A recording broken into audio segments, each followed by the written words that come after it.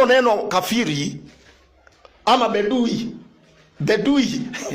bedui ni wale ambao wajaamini. Ukisema Waislamu tunaita watu makafiri, unatusingizia. Nyinyi wenyewe ndio mmesema hivyo. Mpaka mnaita Wakristo. Wewe kitabu gani unaamini? Mimi kitabu ile ambacho naamini. Kile kitabu ambacho naamini ni Biblia takatifu. Yuda 1:4 nasemaje? Yuda? Okay, basi some. Hebu tusomee Yuda 1:4. Kwa maana kuna watu waliojiingiza kwa siri. Ndio. Watu walioandikiwa tangu zamani hukumu hii. Kina nani? Makafiri. Kina nani Bishop? Makafiri. Kitabu gani? Kitabu gani? Ni kitabu cha Yuda. Lakini wanafuata subiri kidogo. Andiko nimetoa mimi baada ya kusingizia Waislamu tunaita watu makafiri. Kitabu hicho alichosoma kinasema makafiri. Ni kitabu gani? Ni Biblia.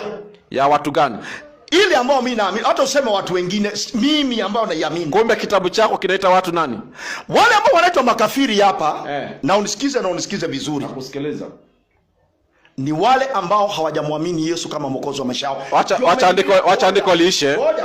Usiongeze maneno katika maneno ya Mwenyezi Mungu. Ustadhi, malizia andiko. Kwa maana kuna watu waliojiingiza kwa siri. Waliojiingiza kwa siri. Watu walioandikiwa tangu zamani hukumu hii. Walioandikiwa tangu zamani hukumu hii. Makafiri. Makafiri. Subiri kidogo, pastor. Sikilia sasa, makafiri. Makafiri sio kafiri, kwanza makafiri. Ni wengi wafanyaoje? Wabadilio neema ya Mungu wetu kuwa ufisadi. Kwanza wanabadilisha neema ya Mwenyezi Mungu kuwa ufisadi, corruption. Kivipi? Na umkana yeye aliye peke yake. Wanakataa kushuhudia ashhadu an la ilaha illa Allah. Subiri.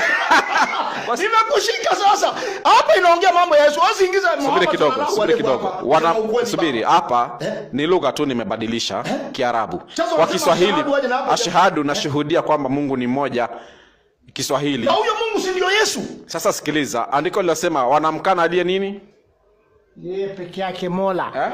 Yeye peke yake Mola. Nakwambia Mungu ni mmoja. Yeye aliye peke yake Mola, ambaye ni Mungu peke yake. Na nimeshakwambia Mungu ni mmoja. Asante. Ila anajidhihirisha. Subiri kabla kwa Mwana na Roho Mtakatifu. Subiri sasa. Kwanza wao wanamkanusha aliye peke yake Mola na Bwana wetu Yesu Kristo. Na ni kiunganishi. Kuna yeye aliye peke yake Mola na nani?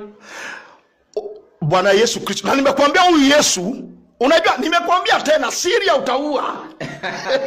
Nimerudi pale. Siri ya utaua. Hebu soma hiyo andiko tena. Kabla hajasoma siri ya utaua, wewe utaua inasumbua.